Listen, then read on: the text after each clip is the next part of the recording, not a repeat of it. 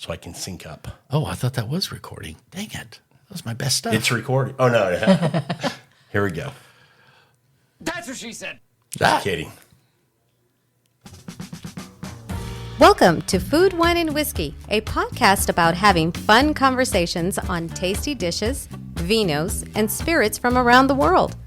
Rob is your host. He is an avid home chef, WSET Level 2 award in wine, and a whiskey drinker and collector. Time to set the table. Here's Rob. Hey, everyone. Welcome back to another episode, and we are in store for another fun conversation today. I have a longtime friend joining on the podcast, long time through social media. Yeah. Jamie Miller and his wife, Lisa Miller. How are you all today? Fantastic. Doing well. Happy to be here. Enjoying this crazy Houston spring weather. Beautiful. And it's more than 10 days. Yeah. And, you made the point earlier, the comment earlier, that it's just so beautiful. Or one of you did. I can't remember who said it, but the low humidity.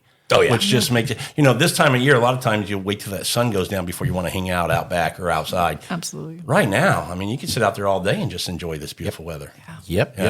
Absolutely. So I say longtime friends. We've been longtime friends on Facebook for a few years, but have never had the pleasure of meeting in person. So, I put out on social media in a wine group that we're both in that I'd love to have just some folks come on and let's just have a chat and do an episode talking about the finer things in life. And Jamie, you replied and said, yeah, I'd love to do it. Now, you made a comment that you didn't think you were worthy.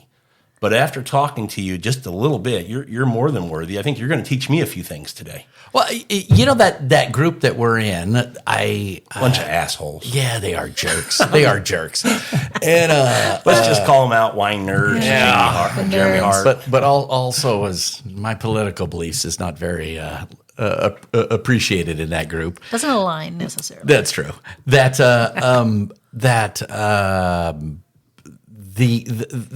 group has always been a great resource for all things.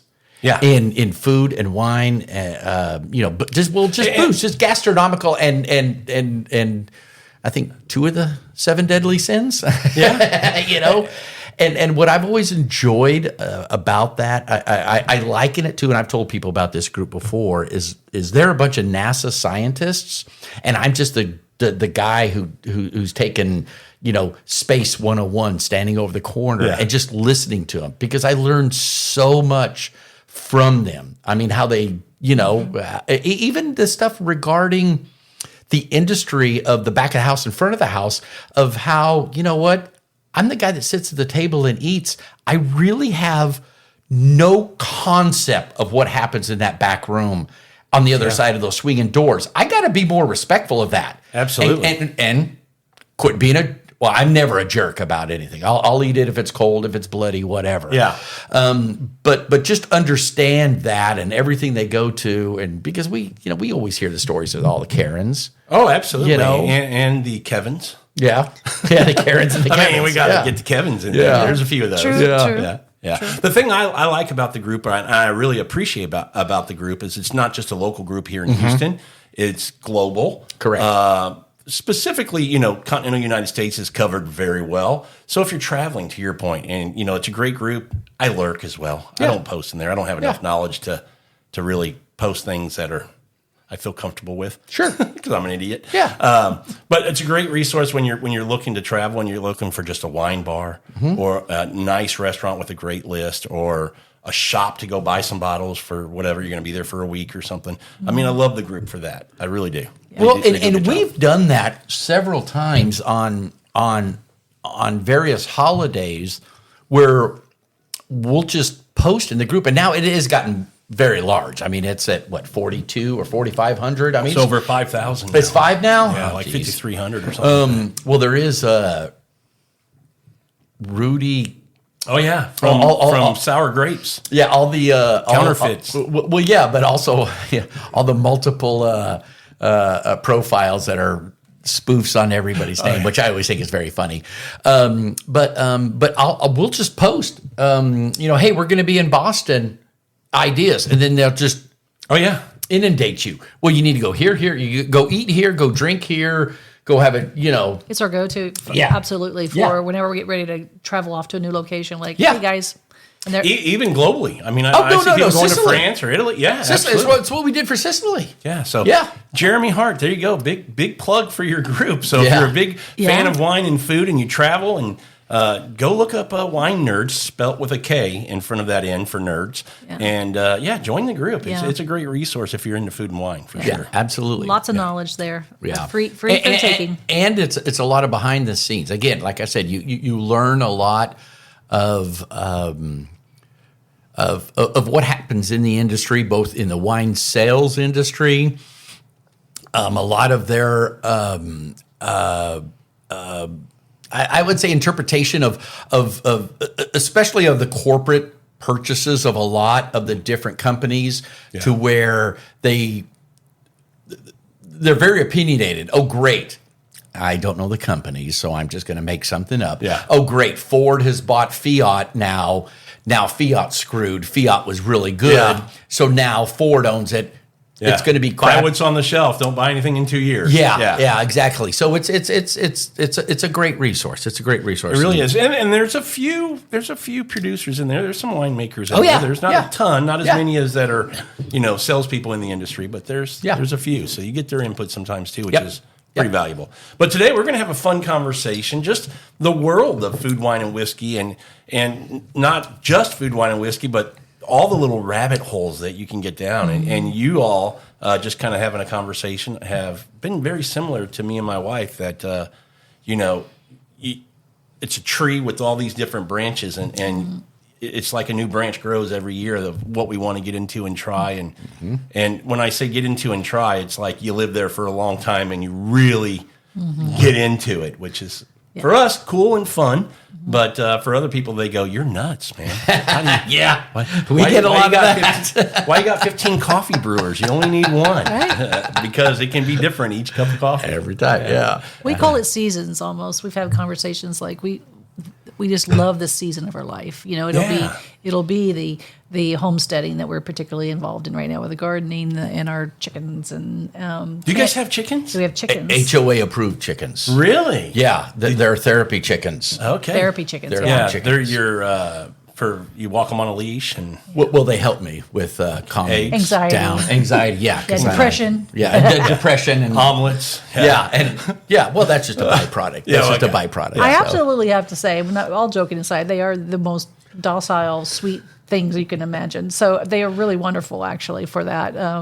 But we also have a mini orchard with all kinds of fruit trees that we're doing. We're at like 14. Yeah. Do you have that many 14 trees? I mean, I fruit looked trees? at your backyard on your videos that you put with all we're in a your. pie-shaped lot. Okay. So we have we don't have a curb in the front of the house. Nobody can park on a curb. It's either driveway. You're on a cul-de-sac. Exactly. Okay. But the backyard is, I think it's like 218 feet, the fence Wow, line. that's awesome. Yeah. Yeah. So it does that. So Yeah, but you're taking advantage. Yeah. absolutely. Yeah. absolutely. Our mini urban farm. Yeah. Yes. That's awesome. Well, I saw you planting your herb garden and whatever else. I'm guessing there's some tomatoes and jalapenos and Basil. some corn. Highly we got Italian. some- Highly Yeah, Italian. yeah, we're doing I would say Onions. we're doing a Mediterranean For because sure. it's cucumbers. You did some eggplants, but it's cucumbers, onions, it's, Tomatoes. tomatoes, basil. fennel, leeks.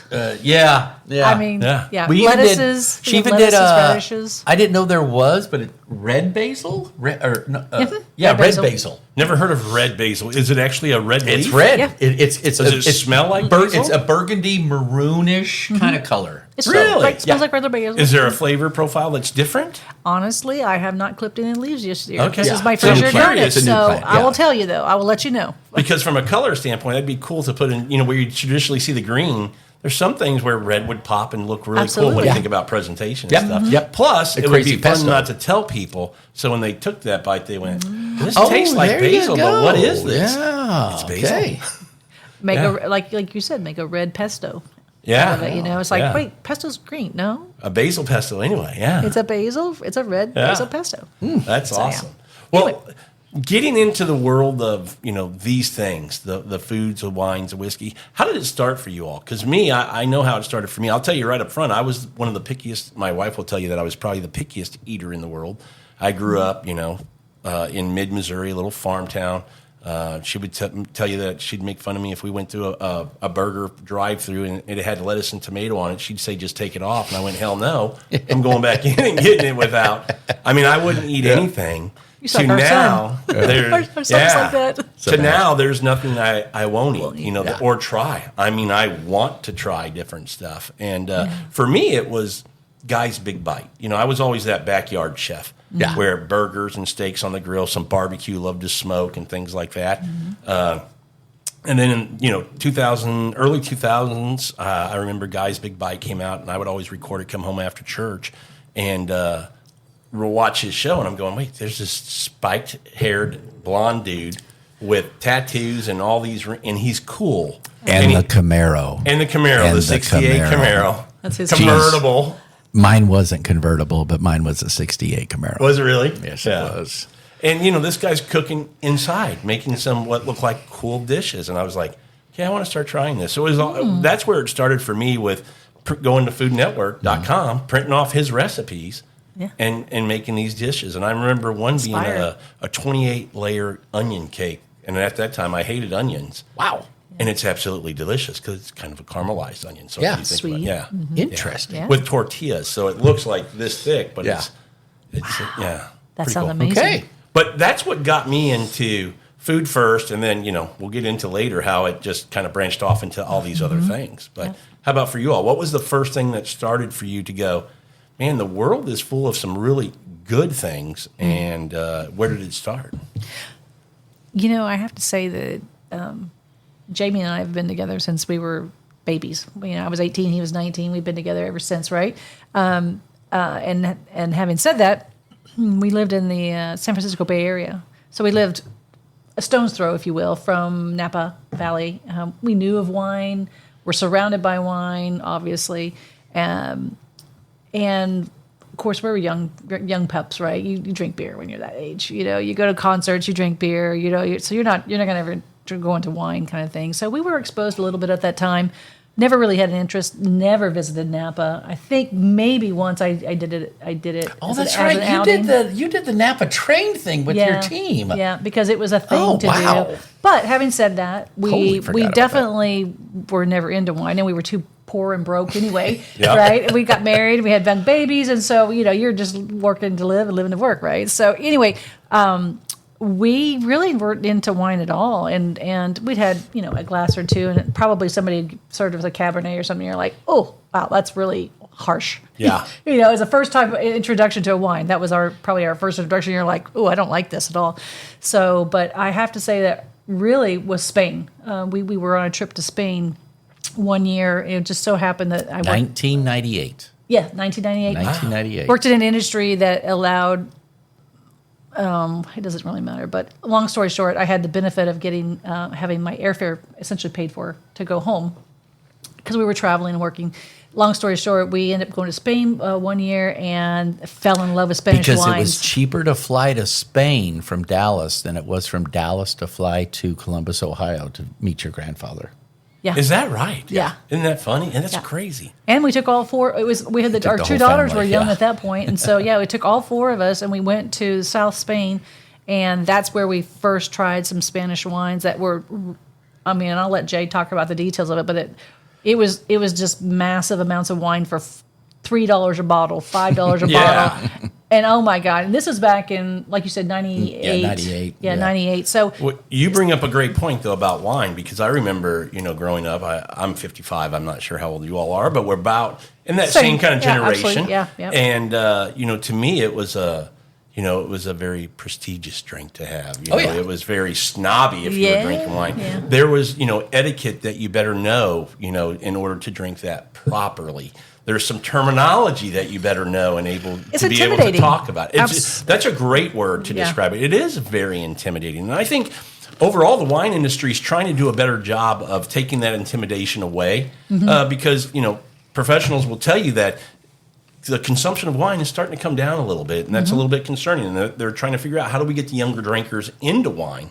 Part of what I've seen on some reports that I've read is that the cost per bottle that people are consuming is going way up, but the volume of wine being drunk is going way down, which means people are drinking better wine. It also means that they don't want to drink, $7 Yellowtail anymore, which is probably a good thing. I mean, I'm not a fan of the critter wines. Right. But so I say that to say I get very envious of young people today because we know a lot of people through the podcast and what we do socially on social media that are in their late 20s to early 40s, and a lot of them in their 30s that have gotten into wine now. And boy, I look back and I wish I would have gotten into wine in my 20s and 30s and appreciated what it was, what it can be. Just never did that. And so it took until I was in my late 30s to start that introduction into wine. I have to say, we encouraged our oldest, who's now 34, to get into the world of wine. As a matter of fact, she worked into Houston Wine Merchants. She worked With one of her Antonio jobs. Well, she was trying to remember. She also was going through the degree at the Houston at the Hilton School, Hilton Management, Hospitality. Thank you. yeah. She was doing that, and then she realized, oh, this is a crazy industry. I don't want to do this. Yeah. And long hours and just crazy hours everything. But I would say that definitely she's loves wine. She's just like us. She just loves wine. Yeah, and I'm sure your children, because of where you are now in wine, same with us, have been exposed. So my daughter will say, Dad, when I go out with friends now, she's 26. When I go out with friends now, they want to get a bottle of wine, and they'll look, and I'll go, nope. Yes, we can do that one. Yeah. Because she goes, I'm a little bit of a wine snob now. Yeah. And I'm glad you are. Yeah, absolutely. Appreciate, if you're going to drink good stuff. Yep. And good doesn't mean expensive. I always try to clarify that. Absolutely. Brand name stuff is actually one of the things that we try to steer away from. Not that we don't like them, but there's just so much out there. There's such a huge variety there, and there's such small producers that have a fabulous wines. That, it's like, try something original, be different. That's kind of like his tagline, right? Yeah. Is be original, try something different.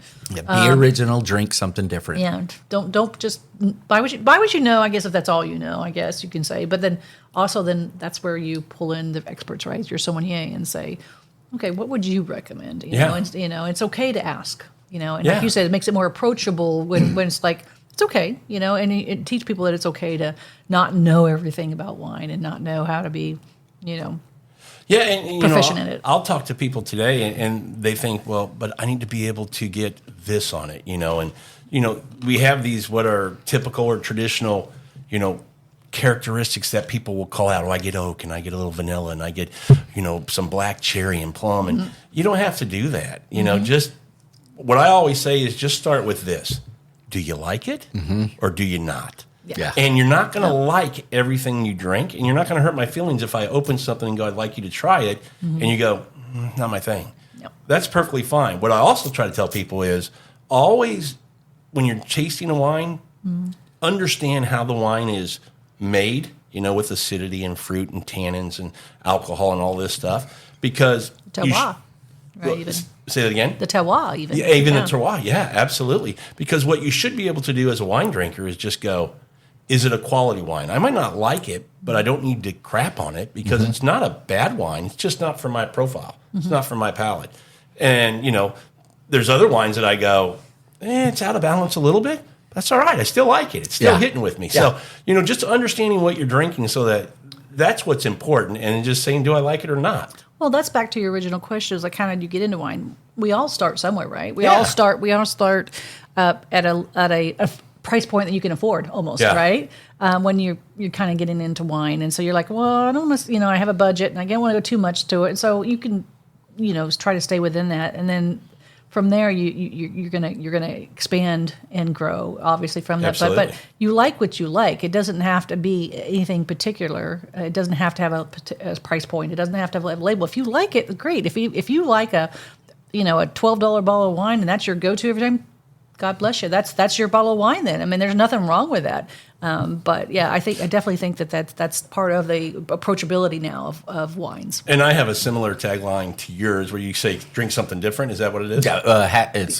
be original, drink something different. Perfect. I always tell people, keep exploring. Yeah. Drink what you like, but keep exploring, because That's the right. exploration of wine Agreed. and food and whatever it is that rabbit hole you're in, it's there's no bottom. No. I mean, you're No. down Absolutely. it forever. Especially Houston. Yeah. Especially Houston. We're such a great eating town. Oh, and we are wine such town. a, oh yeah. Here's where I'm going to shit on Dallas and Go San Antonio. ahead. Else. They're horrible drinking towns. Oh, are they really? Oh yeah, a big picture. Eating and drinking, There's a couple honestly. of them here and there and here and there and Yeah. here. But overall, we've got so many more better drinking, better eating places. Yeah, It's the variety. I think. Yeah, well, it's because Houston. I think it's also because of our melting pot too. Yeah. Because we have most diverse city in the nation. Absolutely. Yeah, well, yeah, Fort Bend County. I mean, as a realtor, I know this. Fort Bend County is the most diverse county in the entire U.S. Yeah. I mean, if you want the third best Somalian restaurant in the world, Yep. it's here in Fort Bend County. Yeah. There's and that's what I love about when I have out of town clients and first time, because it's usually med or oil and gas that come through, medical people. That you drive around and you take them through the museum district and you go 1, 2, 3. Museum Yeah. Bottom Art. We got this one. We got that one. We got Children's this one. Museum for We, your we, kids. we got them all. We got a Butterfly Holocaust Museum. I mean, we Yeah. got them all down here. Yeah. And of course, they're still looking for cows. Yeah. They're looking for somebody on a Cowboys with hats, they're looking for somebody on a horses. horse. Yeah. And I'm going, no, and then you take them there and you're like, hey, that's a Nepalese restaurant.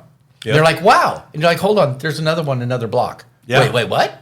You got 2 Nepalese restaurants? That kind of thing, for example. And then Chinatown, and the Oh, yeah. flavors down there Yeah, that, yeah. Yep. Yeah, I think I always tell for folks that Houston, just for cost of living and the cultures, plural, that you can get here, it's the best kept secret in the States. Oh, yeah. I mean, Yeah, as far as a absolutely. big city where you want that big city lifestyle with everything available to you, within a 30-mile radius or Oh, yeah. whatever, it's just the best kept secret in Yep. the States. The quality of life and the cost of living, I mean, is just Schools are, for the most insurmountable. part, Yeah, good. Yeah. absolutely. You can't beat it. Yeah. Honestly, Yeah. I really think it's. We just told the secret, I guess. So Yeah. Yeah. now we're screwed. We're growing anyway, but come on. Everyone's going to move here now. Gosh. Your blood. When you get to town, give us a ring or look us up on social media. We'll show you around a little Yeah, bit. there you go. There you go. Maybe. But to your point, great restaurant scene, great food scene here in Houston. One thing that's always shocked me year after year after year, that Houston has not gotten any restaurant with a Michelin star yet. Denver got one this year. Well, I heard the whole conspiracy. There's a conspiracy. I don't know, conspiracy. There's a lot of, when I used to be in the radio industry, of payola. There's a lot of, pay to play. You've got to pay to play, Yeah. and you pay for them to come in, and you pay for all the advertisements, and then a year later, and that's why they talked about. I think was it Tampa that just got. I think it was Tampa and Denver. Yeah, Tampa. And some of the I think it was in the nerd group. They talked somebody- about this. That they even said yes, because they're in there buying the heck out of all the ads. Advertising, Yeah. yeah. So, Yeah. but it's okay. I mean, I would have absolutely no problem anybody coming in and just going, you know what, I can find you a good steak place. It's probably going to be an Italian place. Yeah. Oh, really? Yeah, that have a steak, but we're going to have the best Lebanese food. You're going to have the best Italian. Well, not even Italian. You're going to have the best dish from Sardinia you've ever had. Oh, yeah. Because we've got 8 chefs in town that are from Sardinia. So Yeah, and with those cultures, but even then, just the local folks who have opened up mom and pop places. Oh, yeah. that Yeah, are just yeah. banging. I mean, so good. Yeah. And it's just a wonderful place to go explore and taste the world, if you will. absolutely. Yeah. Absolutely. So wine got you into the food world.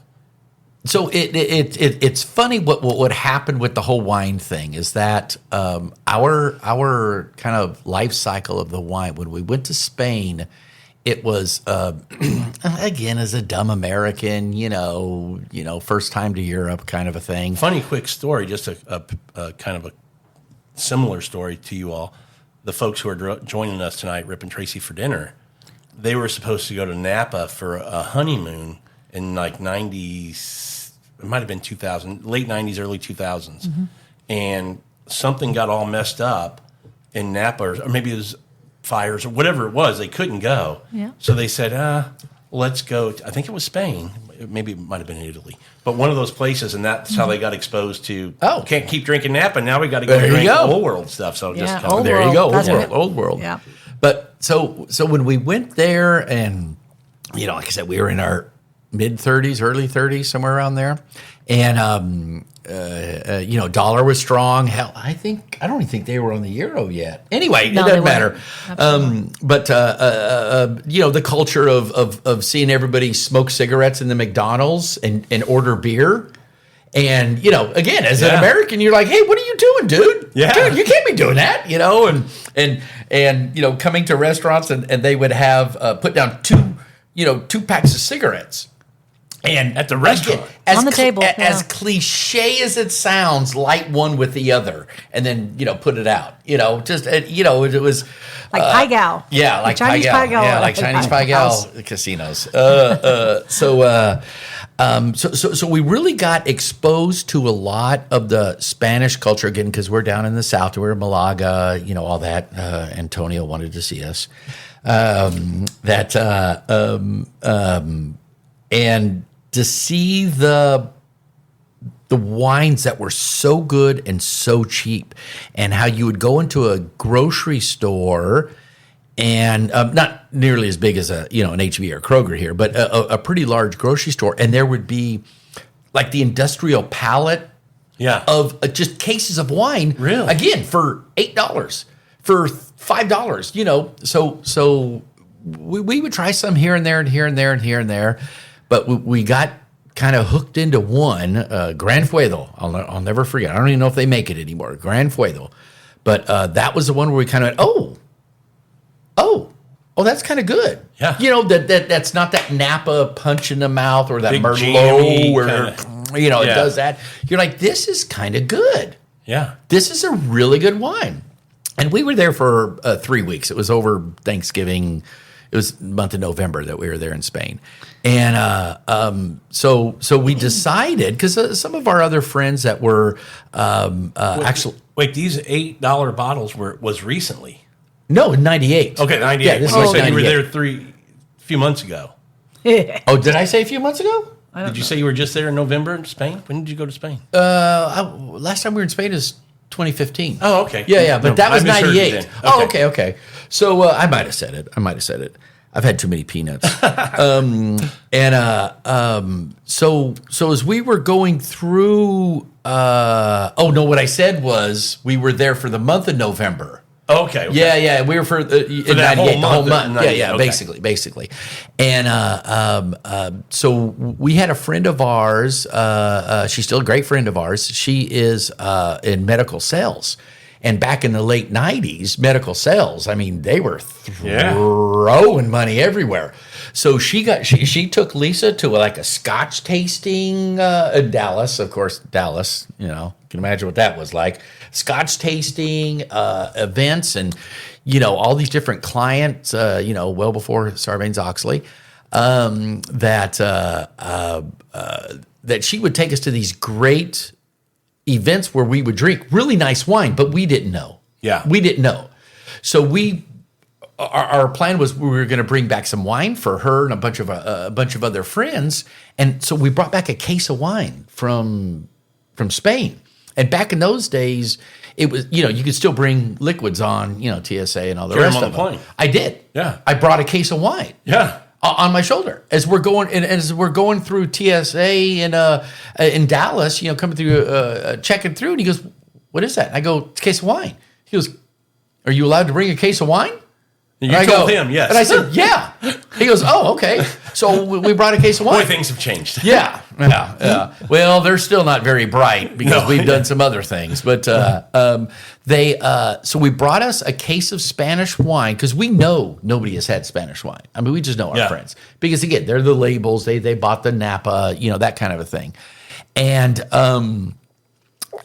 was again right after Thanksgiving, and I said, "Well, we're going to have all these for Christmas gifts for all of our friends. This case of wine." And you're like, "Oh, okay. Well, we're gonna get together with everybody on the 15th, the 18th. Okay. Don't tell me you drink them all. Hey, so we don't need to give Chris and Tanya 3 bottles. Let's just give them 2. Let's have one tonight.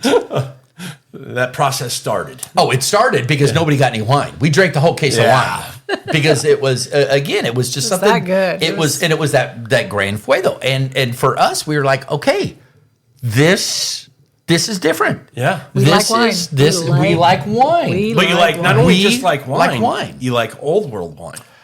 At that time, We we didn't because you- know the yeah, difference. we didn't know. We didn't realize. you didn't we didn't realize, realize it. We weren't going, oh, you know, those New World jammy Sonomas. Yeah, big fruit I forward don't know bombs. those fruit bombs. Yeah, no. No comparison. It was. We had no idea. Yeah, But I do want to say, still today, Spain is great value. Oh, absolutely. And if you want some age on a wine for a great, you can buy a Grand Reserva that's on the shelf right now from 2004 for like $55. Yeah. So when you couldn't buy anything from Napa or Bordeaux from 2004 for $55. No. So it's a great region, Absolutely. great wine. BCN is one of our favorite restaurants. BCN, what is this? Oh, it's the one here in Houston. It's so BC, and I'm going to slaughter it. So BCN is the airport abbreviation for Barcelona. So I don't offend any of our Spaniards out there.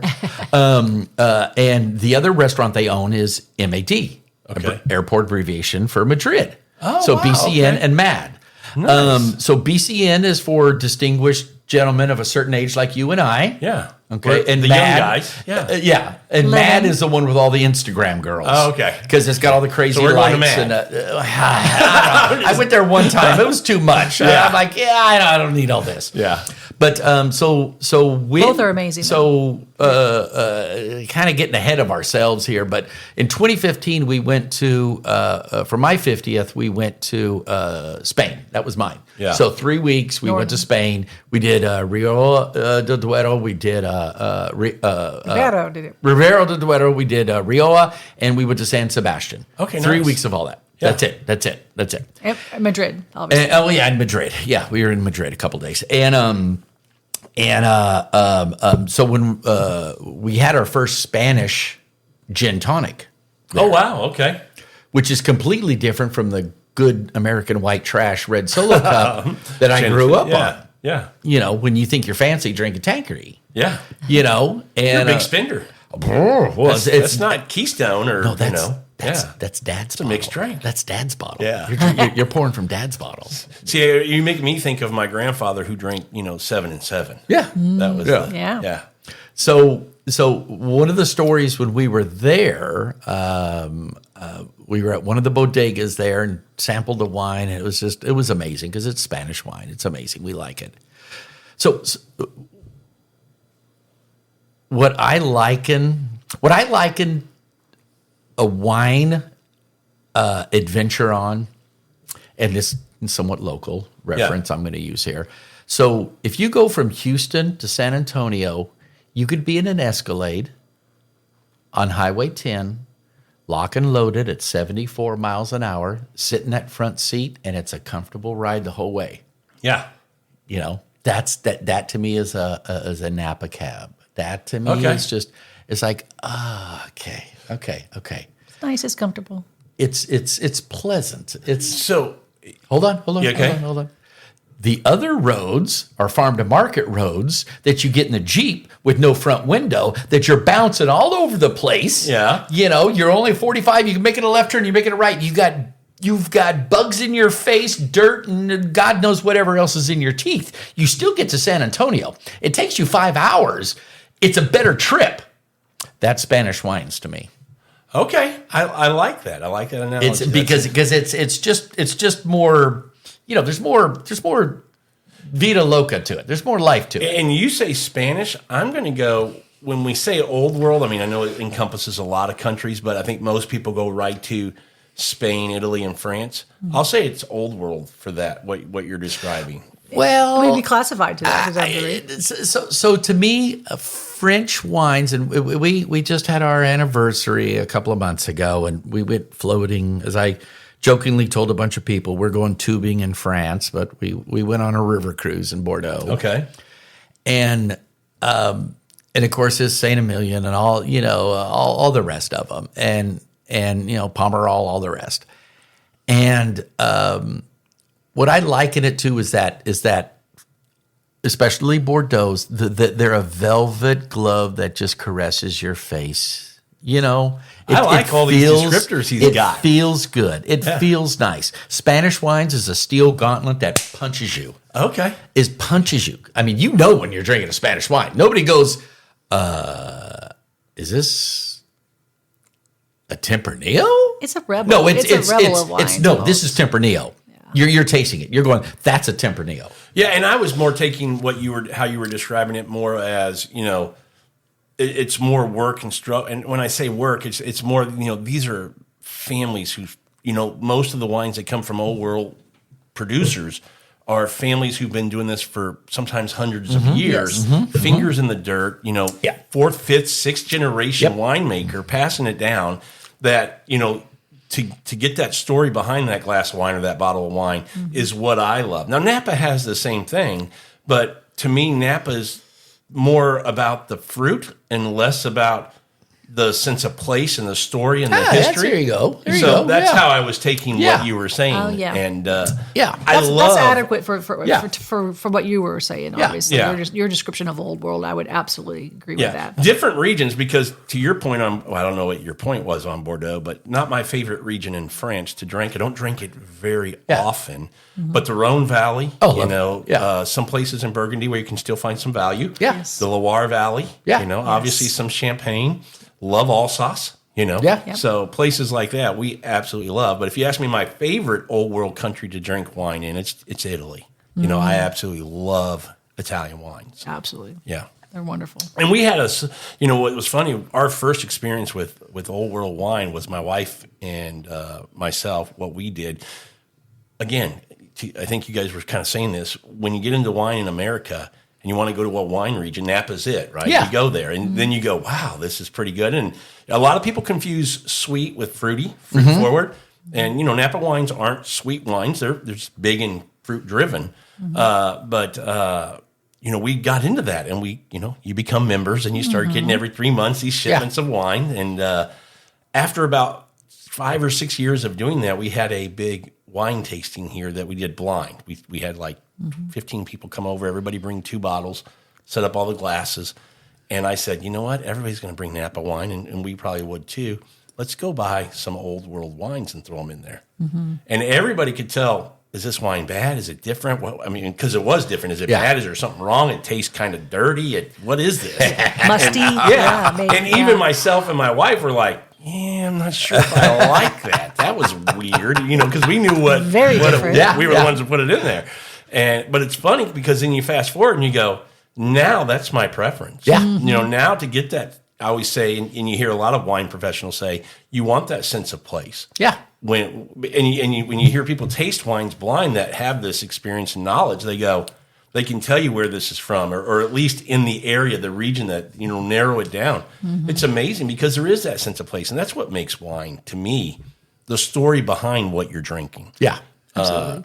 A great thing. An example would be my daughter when she turned 21, a Napa producer, Ragushi.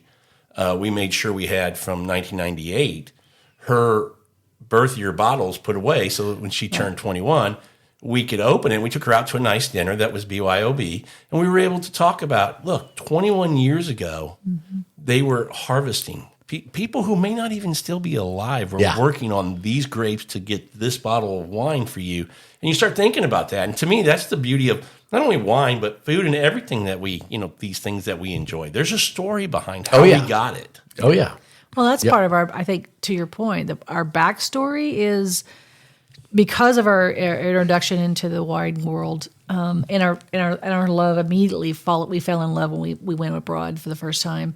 But it really has driven our ongoing passion for travel and for food and wine. Our vacations include, you know, places that are famous for wine and food. We want to go and we want to see it ourselves. We want to because you know, to your point, it's part of what makes it special is to see where they're grown and what the countryside looks like and who the people are. And, you know, that whole experience of understanding the wine to a different level and a different degree. And honestly, that I have to say that probably 99% of our trips, on holidays are definitely driven to those because we want to go see where the grapes are grown and how they're grown and bring home things that you're not supposed to, like a piece of a vineyard that's been cut down. Absolutely. Yeah, I'm not saying we've done that. I'm not saying we've got 3 I or never 4 thought you would root do stock No, of you wouldn't do that. Spanish. I thought about it. I would never France, do it. yeah. Though. Never.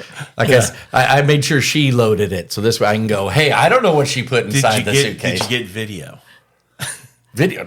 I got root stocks, about 2 foot long. No, I mean of her loading it. Oh, there you go. We got it there. So it's like, hey, I didn't do it. I got video. I got video. I was holding the camera, videotaping her putting inside the suitcase. Yeah. He often says that when I travel for business these days. Like I always get busted because I have little knives, travel knives. I keep it for safety. I call me crazy. I just do. And so he's always tells me before I go to the airport, have you taken all the knives out of your bag, Lisa? Yeah. Because invariably they'll stop me in TSA, they confiscate my knife and it gets thrown away. So yeah. Good knives getting thrown away. Yeah. So at this point he's kind of used to it, like, hey, it's not me, it was her. It's all her. It's her. She's the one.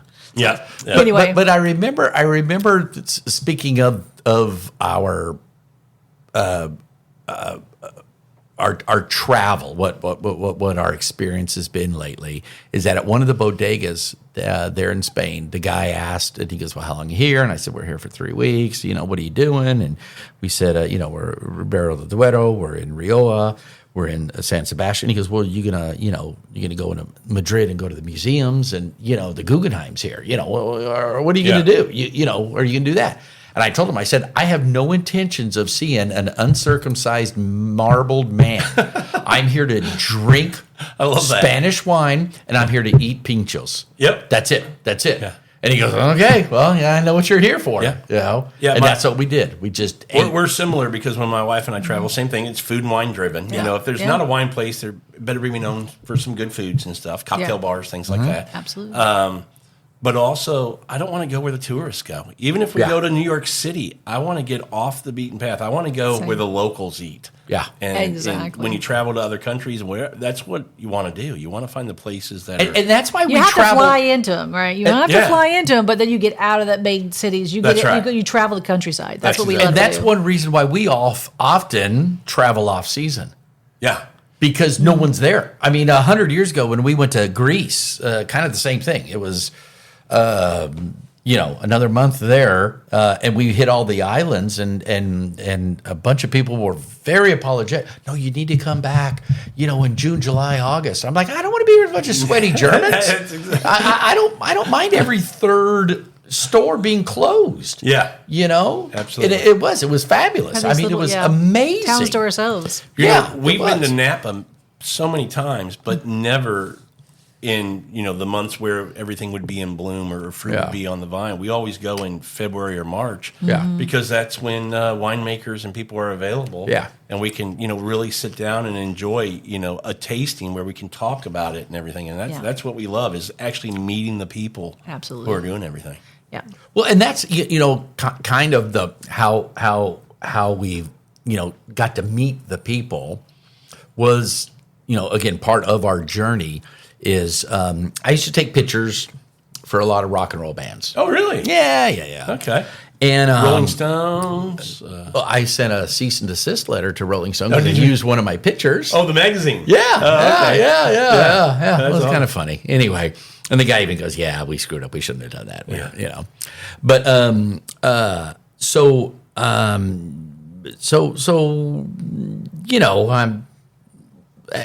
I was. Part of the scene here. So people would recognize me. Yeah. And then, some guy came up to me one time and he goes, hey, Jamie, how you doing? I'm like, yeah, because a lot lot of times they would see me as a way to get backstage in the dressing room. Access. Yeah, whatever, all that stuff. And I was like, yeah, well, I'm like, hey, man, what's going on? Hey, I follow you on Facebook. I'm like, yeah, okay, you and 3,800 people that need to buy Bret Michaels pictures and Godsmack pictures from me. And I was like, yeah, okay. And he goes, hey, I see you guys drink wine. I'm like, yeah. And he goes, I I'm a wine sales rep. I'm like, hey, you want to go backstage? Come on, let's, buddy, old pal. Who do you want a picture of? Old friend, old chum. Because in that part of I don't want to say of our life, but in that season, in that industry, people use each other, but you got to know when you don't use each other. Yeah, it's just one of those things. You just I expect something from you, you expect something from me. It's agreed. You don't take any more, you don't take any less. Yep. That kind of thing. So anyway. So when he just, went, hey, want a case of wine? I went, yeah. He goes, okay, well, I do, Italian wines mostly, but, I'm like, heck yeah. So here we are in the hotel Derek's parking lot, because he calls me at, like 11 o'clock in the morning, like 2 days later. Hey, you want to come get a case of wine? I'm like, yeah. Making a deal. Well, yeah, I'm sure it looked real squirrely, Case of wine and 4 pictures. Yeah, exactly. A couple of laminated passes. And so that's how it kind of started. Yeah. And then he was just, and I'm just like, oh, this is even better than that $8 bottle of Spanish wine. Yeah. And called Lisa right away. Yeah. So what I've always told, an analogy I've always given a lot of friends or people regarding this is that, the people in the wine business, they all drive Ferraris. The analogy, we know they don't drive Ferraris. They don't. And I drive a Pinto. Yeah. Every now and then they throw me the keys. Yep. So, like when Jeremy used to have, maybe I'm not on that list anymore, but when it would be like a sales rep that would be in from Chicago, and he'd have a bottle of Chateau Fon, and he can't take it on the plane with him. Like, hey, I did pourings all day long. Hey, everybody, let's meet at this BYOB restaurant in town. Yep. You pay for the dumb sim. I've got the $300 bottle of Chateau Fon. Yeah. Heck, we used to go. Yeah, why not? It's a Wednesday at 1:30. I'm going to drink that. Absolutely. And again, so you're just like, oh, yeah, that's okay. That's a good wine. Good group of guys. That's a good wine. Yeah. That's a good wine because I'm a drinker. Lisa's the taster. Lisa's the one that can go. Do you taste the tobacco? Do you taste? I taste white fruit. I taste the. You say it's good or not good. I like it or I don't like it. Basically.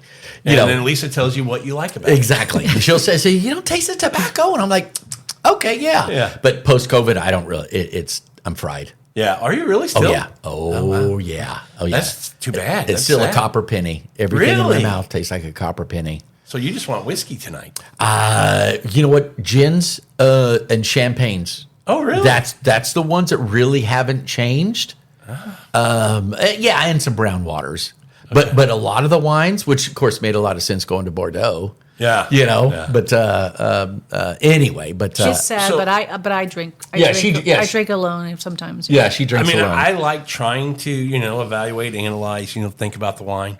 I'm not nearly as good like your wife. My wife is way better than me at doing that. She really has a good palate, good nose. Yep. Lisa does. I try, but Sandra's way better than me. Oh, well, when she'll do that, she'll go white, or she'll go, the spiciness. I'm like, okay, yeah. And she'll go white pepper. And I go, what the hell's the difference between white pepper and black pepper? Yeah. But she knows. Yeah. So our friend got us kind of down that path. In wine. And in wine. So was it the traveling? To the old world wine. Well, right? the old world Italian, stuff. Right. So he was bringing stuff all the time and meetups. And there would be, various rock and roll bands that would say, hey, you want to come on the bus? Bring a bottle. Yeah.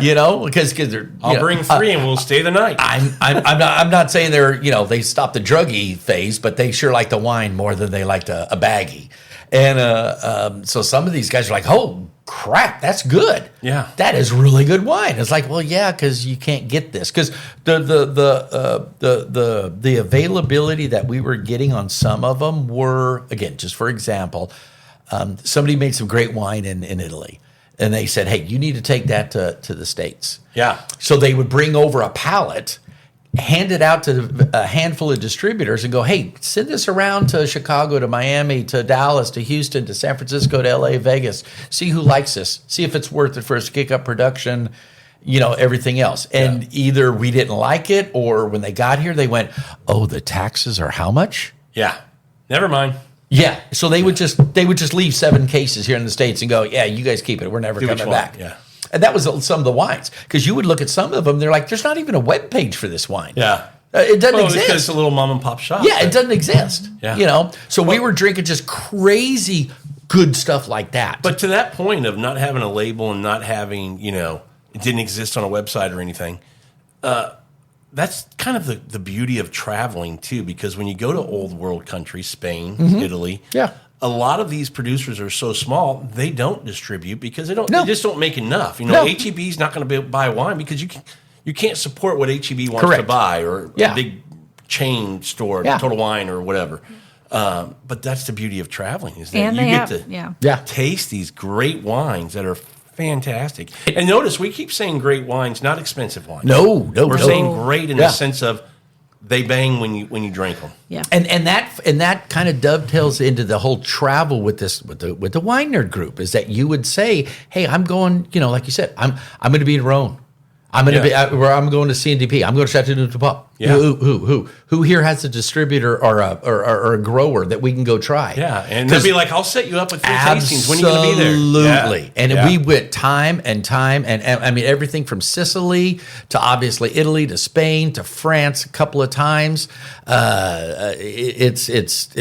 We've been so fortunate, because we've got to do things that I don't want to say that you couldn't buy, but it's access. That's exactly what it is. You can't. I mean, some guy. It's all about who you know. Yeah. A lot of times. Yeah, because those, you're back to the pictures or the passes for the wine. Yeah. I mean, it's all about those connections. Yeah. Yeah. And rightfully so. That's what it's about. But when you travel for the wine to the old world, is that where the food? Because you got to eat when you travel, right? And you start eating at these places, and you go, "Okay, wait. There's some really cool food." Because Lisa, we mentioned you're from Oklahoma. Where are you from originally, Jamie? You don't want to say? You don't have to say. Well, no, you're from the USA. I'm not hiding. I was a Navy brat. I was a Navy brat. I lived all over too. Yeah. So My dad was Navy 38 years. Okay, Pensacola, Puerto Rico. Folks got a divorce. Then basically grew up in the Bay Area from 74 to 94, San Francisco Bay Area. Okay. So yeah, basically that's You had some good eating up there. That's a short. Remember salt, pepper? Yeah. Oh yeah, your mom. Yeah. That's right. We'll get into that in a little bit. Yeah. Let's say, though, that Those his exotic father spices. lived in the same small town in Oklahoma that I lived in. And when he was visiting his father, that's when we met. Yeah. So he's okay. technically an Okiite as well. Yeah. He just wasn't raised Well, my in wife Oklahoma. tells me that I'm a Texan now because I'm from Missouri. Yeah. It was where I finally, kind of graduated high school and all this stuff and called home. Yeah. And went into the military, stationed at Fort Bliss in El Paso, met her. Yeah. And like you all, before she was 21, I was 21, we started dating and have been together, 30-some years now. Yeah. And so we say we grew up together. Right. Yeah. But she says now, "You're a Texan." I'm like, no, I live in Texas. My kids are Texans. Yeah. But no, I love Texas. I think it's a great state. And, I love Houston. But I consider myself a Houstonian. I mean, we've been here 20 years now, I think, right? Yeah. Almost 21 years now. Strangely enough, So yeah. I'm like, okay with being a Houstonian, for sure. But for me with food, I would think you guys going overseas a lot. Later, when you started traveling, is that when you got that big exposure? Because me growing up in a little small town in Missouri, we had a Taco John's and a Dairy Queen. I mean, that was so it. Southern cooking all the way. It was fried chicken. It was chicken fried steak, baked mashed potatoes, fried potatoes, beans. Yeah. So very Southern, very, very Southern. That's how I won him over. Originally, like my Southern cooking. Her second all salt those and pepper. Spices and salt and pepper. Crazy, salt and pepper. So I think what really started us is that when our food journey is that Lisa's always had a better job than I have. She's always been more important. She just knows how to yell at people. She doesn't yell at you, does she? I give him a look. He knows the look. I give him a look. He knows. The look. Like now. That there's been several positions that she's earned, that she gets the corporate guy coming in from 4 states away that want a wine and diner. Yeah. Okay. And our friend that did the whole wine intro for the concerts and all that, he, it basically started out that I'd say, hey, Gabe, some muckety muck vice president in charge of keys is coming into Wine and Dine Lisa. Where do we want to go for a restaurant? Because he's got the Morton's card. Yeah. He's done the Del Frisco's, the Smith and Walensky's. He's had the steak. He's had the asparagus. He's had the cheesecake. And he's going to order the bottle of Camus. Yeah. Just like they all do. There's nothing against it. There's nothing wrong. Yes, there is. But I refuse to do it. I'm saying, I refuse to do it. So our friend would say, you need to go to, they're closed down now because of COVID, but Davino's. Oh, yeah. That was one. Another Antigua Osteria was our favorite. But anywhere unique and small, where you're not going to find this anywhere else. It's that one-time experience that memory is made. Where time I was in Houston, we ate at this badass place. Well, and that was the thing is that Lisa would have 2 guys or 6 guys that would all come to a dinner, and you've got a small mom and pop restaurant on a Wednesday night that goes, oh well, hell, we just made $4,500. Yeah. Thank you, Lisa. Because and then that happened several times, and then in turn, whenever those guys would come into town, they would take, I don't say her competition, but they'd take her competition to their other clients. the other clients. Yeah. So then when we'd show back up to Antigua Osteria, for example, Velio would go, hey, all these guys are all here. You haven't been here for a month, but he's been back 3 times with, all these other people. And they love that because, again, they've got the Ruth's Chris card. They've done this, the Camus. And the good thing about going to a place like that, it's the hey, come back to the kitchen. You guys want to come back to the kitchen and watch us make something? I totally agree. And you can tell me if you disagree, and I don't think you do. The world of dining out has gotten very transactional. Yeah. Other than these mom and pop type places. Yep. When you think back into the 70s and 80s when we grew up, if you went to a restaurant, I don't care where it was in whatever town you were in. Sizzler, Country Kitchen.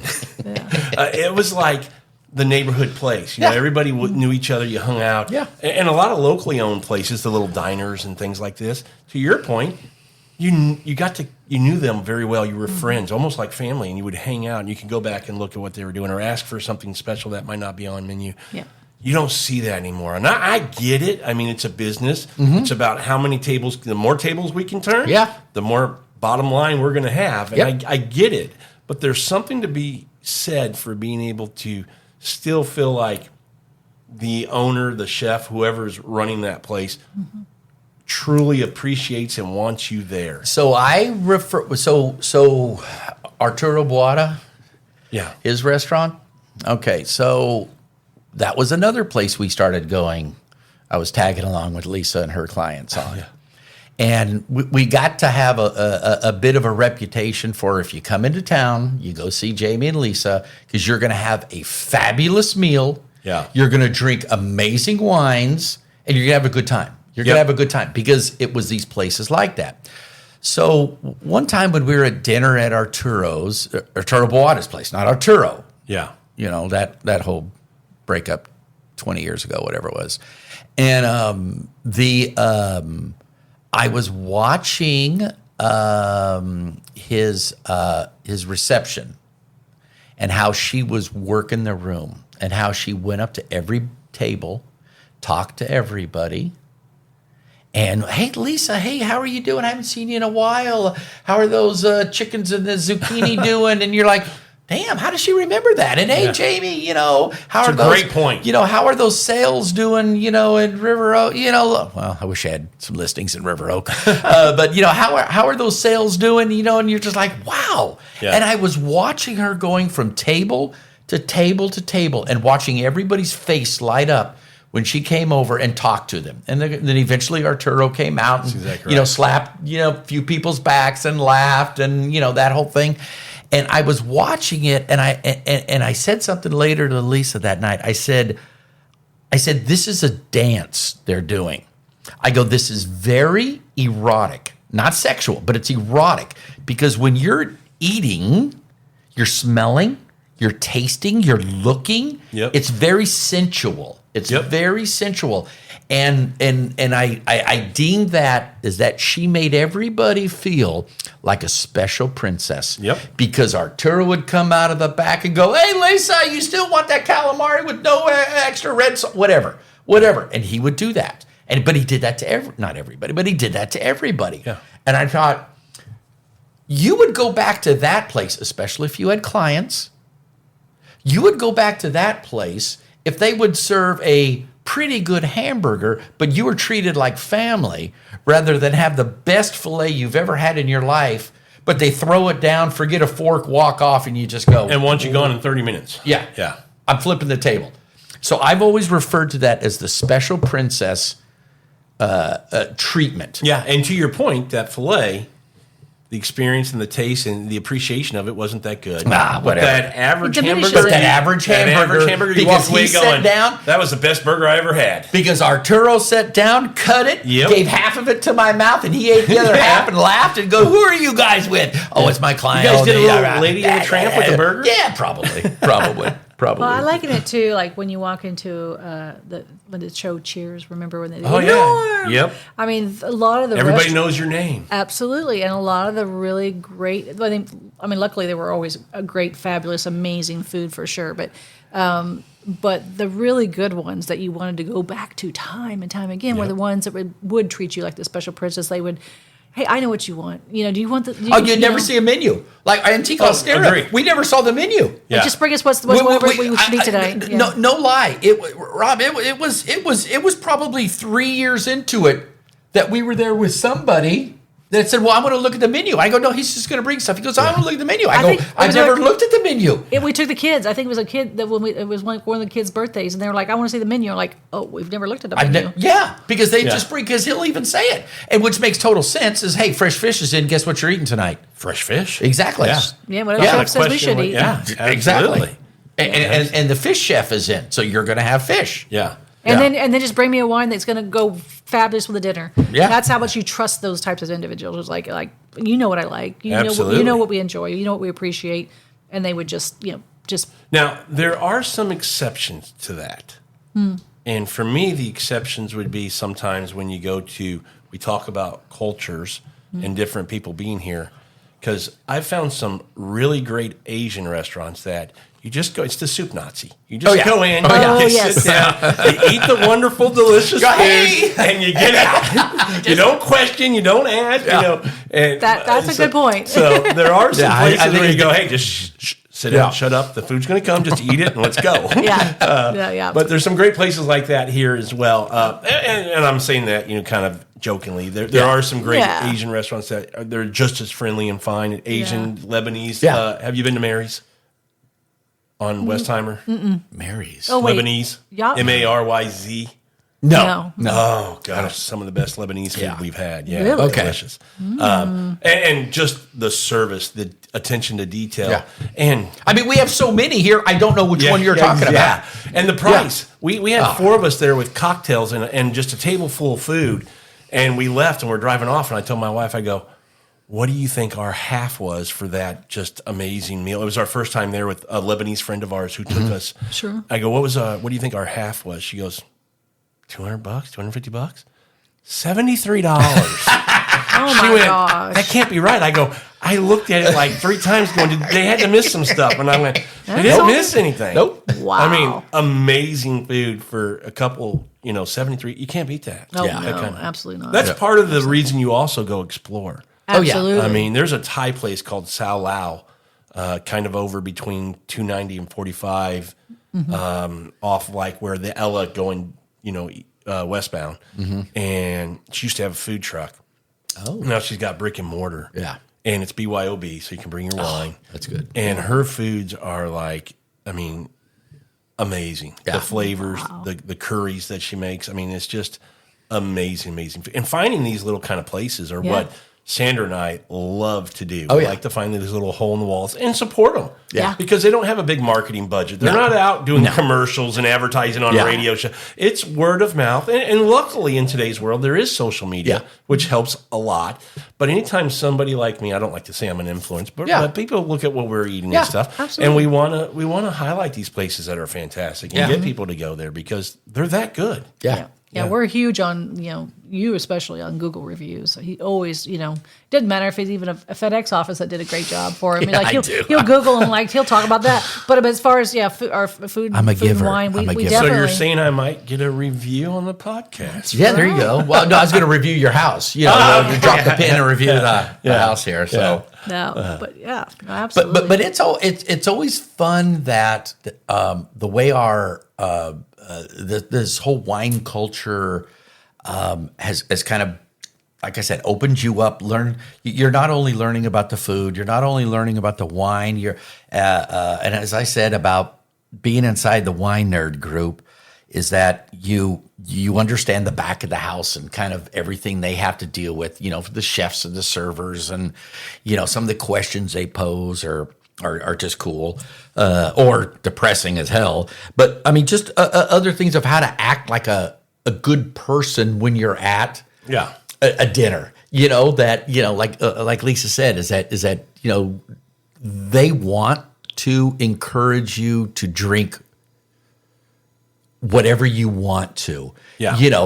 They'll sell you the $200 bottle of Camus. They don't really want to. They'd rather you drink this really good $110 bottle of fill in the blank. But the hell yeah, they're going to sell you that 200 because but if you tell them, hey guys, no, I'm really open and let's stay away from the corporate juice. Yep. Because we actually have, when Lisa does her amazing Thanksgiving every year, She doesn't like Camus? no, no. Yeah, the corporate juice is not allowed in the house. Yeah, and we have actually friends of ours that show up and go, "There's no corporate juice. There's no corporate juice." I've never heard that term, but I'm going to use it now. I'm stealing that corporate juice. But even other things like something else I've learned is that if it is somewhat of a not an unusual bottle, but just something a little bit different that. The beverage manager or the somm hasn't had in a while, I'll always offer a glass to them. Yeah, you told me. Your notes, that was a big move. That's what do you call it? What move? Big swinging dick move. So because I've learned that from other I've people never in done the that. And industry. I'm a little embarrassed that I've never done No, that. I should. well, because, and again, it's like one of those goofy, well, not goofy, we were just talking about this, an empty dinner promise. Hey, Rob, why don't you guys come over for dinner tonight? I fully know you're not going to come over, but it makes me look like I offered you dinner. So, you're like, dude, it's 4:30. So you're telling me Sauvignon's never taken a glass? It's no, many will actually. Yeah, I'd say it's about half. Okay, because they're also working, so Sure. they don't want to drink. But just a splash. Oh no, that's what they do. And most of them will do that just to make sure the bottles. Or do they still do that? It used to be a thing. Yeah. Usually they just pour it. Now they open it at the table like you tell. But I'll tell them, the beverage manager or whoever or the server that's very knowledgeable. That's not even That's part of the criteria, right? They have to appreciate it. They have to. Yeah. You have to Yeah. have a Another sense that wine. they're going to enjoy the Yeah, wine. yeah. And again, especially if it's an oddball bottle, or whatever. That I'll just Or we know if we go in knowing that it's a really amazing bottle. It won't be a corporate juice per se, but we know it's an amazing bottle. You can definitely tell when that somm or that wine steward knows wine, because if you say you order a really good bottle, it's going to be taste is just crazy good, and you offer them typically that's the time they're like, oh, absolutely, I want to have a smidge of that. Yeah. Because then you're like, okay, you know what you're talking about. You know the quality of this wine. You know the taste of this wine. You know what? That's right, because when we were on our 30th anniversary, we did a Oceania cruise, and we brought our own booze with us. A bunch of it. We brought a case of wine and a case of champagne with They us. let you bring that much. They don't anymore. Well, Oceania? I don't know about Oceania, but the other big liners don't. Yeah, in a nice way, if you spend $10,000 for tickets there, Or travel with Jamie. Yeah, Just get you access. Yeah. Well, but I mean, we still got the corkage fee on most of them. I think they still do, but it was like $25 a night, a bottle. It was nothing. But there were, I mean, we were pulling up like old Tig from 15-year-old, 20-year-old Tig. Yeah. And of course these well, they're not Psalms if they're international. What are they called? Anyway, they're not Psalms if they're international. Where they carry the cup. Yeah, the cup on that. And we had them come from other restaurants to drink it. That's awesome. Because even though they had Tig, but it was like, a 2018 or whatever it was. Well, we had like a 2009. Yeah. So they're coming over like, yeah. So again, to show them, we got extra. I got extra scrambled eggs the next day. I'll bet you did. I got extra scrambled eggs. Could have got whatever you wanted extra the next day. Yeah. So it was. But another tip I would say, or just a little bit of advice for people who might be listening, going, man, I'm getting into wine and I'm enjoying this. I want to go out to a restaurant and order a bottle. We talked about being intimidated. Yeah. Look at the wine list, and if there's something in your budget, tell them what it is. I mean, if it's $60, tell the sommelier, and he'll recommend some. Yeah. And if it's on their wine list, it's a good bottle of wine. So don't think that and it could be that maybe you could afford more, but maybe you're like, I'm not to the point where I would appreciate it. So I want to start in keeping that range that, I'm still exploring. So I want to stay in a $70, $80 range. Perfectly fine. $50 Absolutely. range.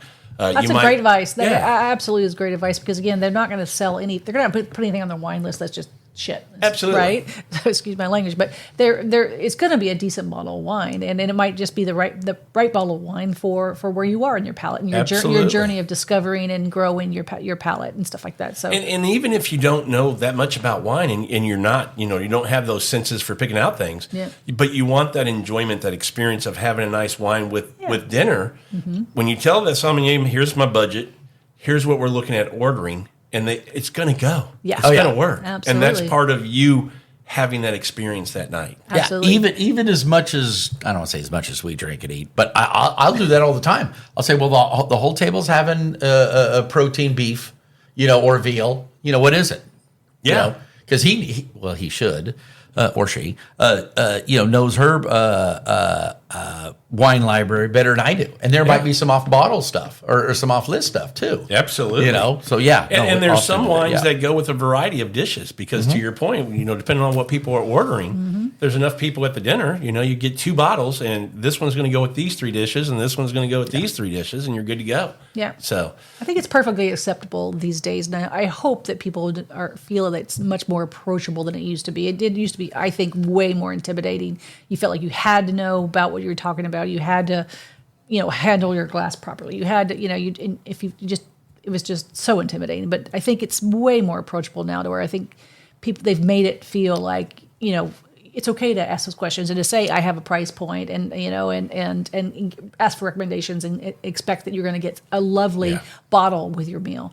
And not feel like I feel like an idiot. Or I feel like I'm. And I think Jamie, you brought up a good point. You don't have to be intimidated by the sommelier. You know? Yeah. Hey, we have a sommelier if you're not sure what you want off the menu, the wine list, because they're not. To your point, you said earlier, they're not going to steer you to they're not trying to upsell you. They want to make sure that you get something in a price point you want that you're going to absolutely enjoy because they want you to come back. Yeah. And when you come back, you're going to be like, hey, Tommy helped me last time. Is he here again? You know, because we're going to explore the menu a little bit as far as food, and we want him to suggest another bottle of wine. Well, I mean, seriously. I mean, if you've ever watched the video, the movie, the song, love it. I guess Psalm. it's on Netflix, the Psalm, right? Yeah. And you realize how difficult it is to go through that educational process of becoming a Psalm. Talk about giving you an appreciation for those individuals, and then knowing like that's their whole passion and desire is wine, and they want to teach you about wine, and it's okay to ask those questions. It's okay to make yourself vulnerable to like, I don't really know what to order here, but and it's like they want to teach you, they want to tell you, that's what they do, that's what they love. So if you get that concept that like they just want to help you, and then it makes it so much more enjoyable. Well, they want you to have that aha one moment? Well, that's what I was gonna say, that one glass or that one bottle that you just go, I really Where's the rabbit hole? wine. Yes. Yeah. Well, like for us, I mean, what started for us was the Spanish one in 1998, Gran Fuego. But what really kind of kicked it was probably about 10 years ago or so, 12 years ago. We were on a cruise and I was shooting pictures for rock and roll stuff. Got to know the Somm straight away, asked for him, started talking to him, started showing him some of the pictures that because he asked, he goes, what do you drink? And I go, blah. He goes, oh, okay. Here's what, well, not that I know what I'm doing, but appreciate. I appreciate. Yeah. Yep. I'm still a booger picker. But as long as you're not an eater. So yeah, that's true. Well, I don't know what I do in my sleep. Lord. But and then he brought over Chateau tomato. I'll say it wrong. Figeac. Okay. He brought that over, and I just went, yeah, sure. I mean, I've never really gone down again the Bordeaux rabbit hole.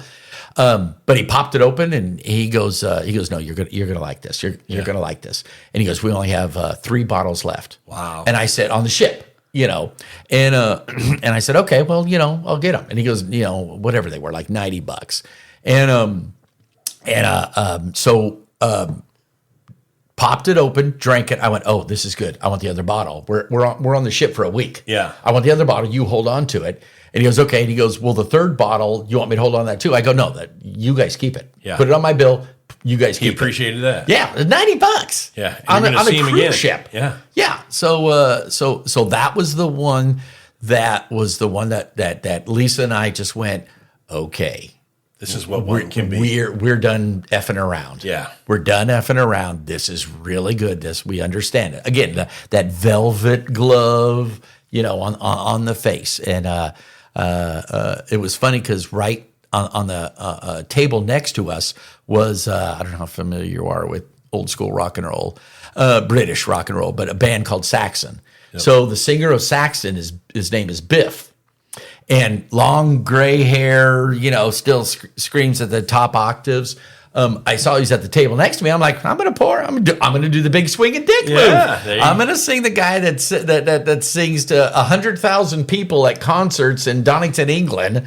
A glass of wine. I go, hey, you want some of this? And he goes, well, what is it? And I showed it to him. And he goes, well, that's right by my house there in St. Emilion. Really? I know. He goes, you're buying? I go, yes, I'm buying this. I'm drinking this. I didn't tell him how much. So, but he shared a bottle of wine with Biff awesome. from Saxon. Yeah, of course he doesn't remember me. The only Biff I think of when you keep saying that. Back to the Future. Yeah. Biff. But that was the one that we really, really started to go down the rabbit hole of appreciating the next level. Yeah. And then that's when we started going on the vacations that were more food and wine centric. Yeah. And then how we started really kind of peeling those through is I have crazy OCD. Same here. Yeah.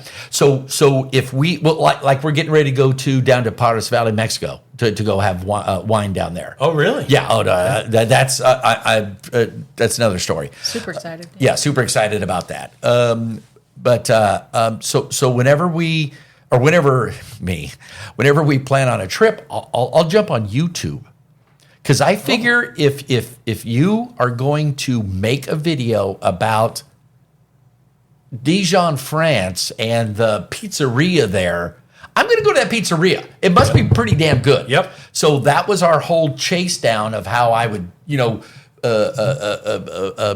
position all of our bodegas, our chateaus, all of the restaurants. Yep. Like for our 25th anniversary, I think it was, France, flew into Paris, got the hell out, drove out, and then just Michelin star, 1-star restaurants all throughout the countryside, and then flew out, 3 weeks later. Yeah. We're done. Because it was all everything from YouTube. I tell my kids that, YouTube to us from our generation is Encyclopedia Britannica. Absolutely. That's and it's just so much On easier to crack. find. I don't have to go through the whole Yeah. book. Yeah. On crack. Yeah. With some personality to That's it. right. That's right. Yeah. No, I love that. And, With funny algorithms. So what other, we're going to close this out with, and we may have to come back. I think we do need to have another conversation. Well, Because we got a whole bunch of stuff. I only got to my first paragraph. I here. know. My first line. I got a whole This might bunch be more. the Jamie and Lisa Miller series. I told you, he can put it down. Just real quick, Yeah. What other rabbit holes have you gone down or are wanting to go down because of, this exploration in food and wine? For me, obviously whiskey has become a thing. Coffee, I went down that rabbit hole and absolutely, I tend to find things that I eat or drink or like, and then go down the rabbit hole. Pizza would be another one. I'm down the rabbit hole of making doughs and different types of pizzas and all these different kind of things. But my wife wants to add tea to our list this year for 2024 and get in the world of teas. I go, careful what you ask for, babe. There's some amazing ones out there. Yeah. I've actually enjoyed some really nice teas. So there are other, So does she know about the tea place here in Houston? probably not. I don't even know about Okay, it. so this was probably about 10 years ago. Yeah, it may not be there anymore, so, yeah, that's true. That's true. So it was a tea place over on like Westheimer or something like that. Anyway, I mean, that's a nice, respectful way. A couple of hippies owned the place that take the total Asian tea tradition. And they were doing I don't know, tasting classes, educational classes. Yeah. So it was us and 4 or 5 other people. We did this, and we're like, I did not know all this stuff about tea. It's very It was Yeah. amazing. Absolutely fascinating. It was amazing. And again, flavor profiles. Oh, and things like that. you have this one to wake up. You have this one to poop. You have this one to stay awake Yeah. in the afternoon. You have this one to sleep. To If you're a relax. little nervous, Yeah. you have that one. Yeah. And the process of it was just fascinating. Oh yeah, the temperature has to be Absolutely for this type of teas. The temperature Yeah, of the that's water, right. everything That's is right. Yeah. Just like coffees, yeah. It's, it is. That's right. It's very nuanced, just like anything that you get into like that where you actually learn about the But history. that's everything. I mean, when you start talking Absolutely. about, because people go pizza, and I think a lot of times Oh. people just go, well, yes, it's Little Caesars, Pizza Hut, Papa John. Yeah. No. Pizza. Yeah. And our society today, I think, has gotten to where we're just very much into quality, Yeah. knowing where the ingredients come from, liking something, but really understanding how do you take that simple dish, even a burger. How do you make a gourmet burger, right? Those Absolutely. are great. Not just a Big Mac through McDonald's drive-through. Yeah. So everything to me can be at a level that's just Oh yeah. a rabbit hole that Yeah. you can just go down. And Well, Absolutely. I think that Lisa has tried a whole bunch of different cuisines.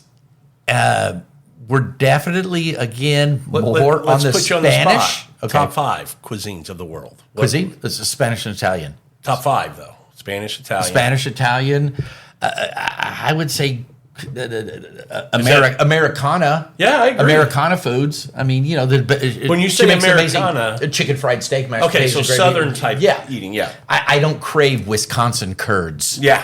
And see, the beauty of Southern, the category for Southern Yeah. food for me includes New Orleans. Oh, no, That's the line. that is when you that- get to that's Texas the and only Southwest. place. Oh yeah, yep. So when you get New Orleans, it could be a category of its own. Oh, but absolutely. It's included in Southern. Yeah, so that kind of falls in 100%. the Cajun, Creole, Yeah. French, which is probably it's definitely up to the top 5 as well. I Yep, think. yep.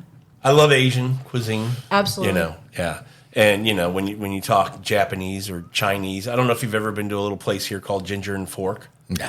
It's Hong Kong cuisine. Mary and her husband Mark, he's a mixologist, makes these badass cocktails. Oh. And he has a whiskey bar and a wine collection like you've never seen. Wow. But it's just a little local place. It's an old house over off Studmont that they've made into this restaurant, and it's just awesome. Maybe 15 tables in there, but great, best. authentic. She's from Hong Kong, and all the chefs are from Hong Kong. So wow. I always laugh because she would say it took forever to get a POS system that could put in English and come out, in Chinese and the Mandarin in the back for them to be able to.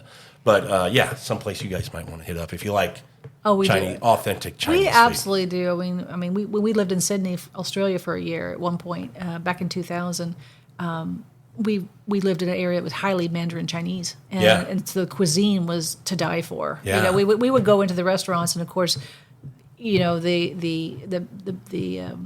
most of the people that would come in to have dinner were Mandarin Chinese, of course, but they would never look up at a menu. They would literally just sit down. They'd have this family style, and they would bring out all this food that's not even on the menu that we were looking at as Americans. Looking at this menu, Yeah. and we're like, what is that? And I want to have that, and that I want to have that. But you make me think of something, Lisa, because there used to be a restaurant here before COVID. I mean, Yeah. did a lot of little places in, but called Duck and Bao. It was a bao, the soup dumplings and things like that. Yeah. But Peking duck, which was fantastic.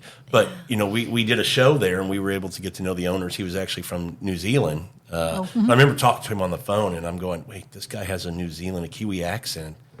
He must not be Chinese. Yeah. And then he flew over to the States to do all this, and we met, and I'm going, oh, he is Chinese. And he goes, very common for a lot of Chinese people to actually move to New Zealand. Absolutely. And I didn't know that. Yeah. But anyway, we were having a dinner and closing down the place one night with him, Darren, and I see the workers coming out of the back with all this food, and I'm going, Darren, what is that? And he goes, oh, you don't want that. That's just what we call our, mom's food. Yeah. Kind of what we would eat at the end of the night just to feed everybody. And I go, it looks really good. He goes, you want to try it? And I go, yeah. And he gave me some, and I go, that needs to be on the menu. Yeah. That's really freaking good. Not the Americanized version of all the dishes. You're trying to feed the American palate. I'm like, I prefer to actually it's completely. Nobody wants General Tso chicken. No, or sweet and sour chicken. It's awful. Yeah, no, we want authentic. Yeah. So yeah, I think we've been blessed. And to what we talked about earlier, in Houston, you're so blessed with an international ability to doesn't matter what kind of food you want, you're going to find it here, and it's going to be amazing.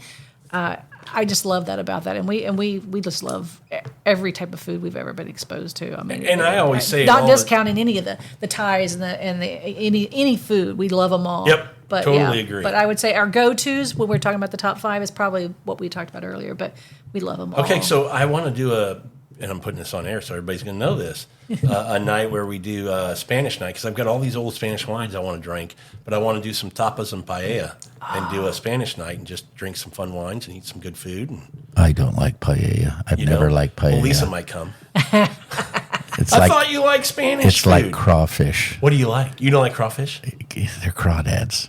You don't like crawdaddies? No. But so what's your I like all the Spanish fixings. dish? I like all the fixings that everybody does. I'll eat the crap out of the potatoes and the artichokes and the green beans and the mushrooms. Crawfish are just too hard to eat. But in paella, you don't like the rice. I mean, to me, it's like a jambalaya, or there's so many cuisines that are the same jambalaya. thing. I don't know. What's your favorite Spanish food when you go over there? Well, all the tapas.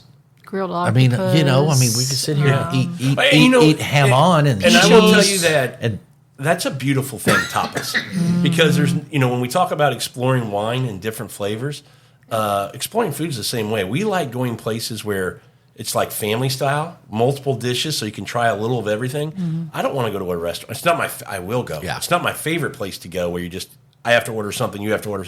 Yeah. I like things that we share. Yeah. And tapas, Excuse me. Yeah, exactly. Family style tapas is the best way to do that. Yeah, for sure, tapas are great because Osteria. you get all these Osteria. little bites that are fantastic. Yeah. So Yeah. Well, and that was the one thing I remember in San Sebastian. You had at the time, I don't know if it still is, but more per capita, more Michelin star restaurants than anywhere else in the world. Is San that right? Sebastian, yeah, yep. Wow. So you would go into tapas restaurants that were just tapas. That was just, for example, they call them pinchos. Pinchos up there. Pinchos up in there. San Sebastian. That you'd have pinchos restaurants up there that were just mushrooms, and they'd really? be cooked 20 different ways, Oh, wow. or eel, yeah. or vegetarian, or beef and pork, Yeah. and and you would get specialized in those. Of course, there would be the bigger ones that would have all of them. You'd have some sort of marinated green beans and pickles and anchovies and that kind of stuff. Yeah. Olives, yeah.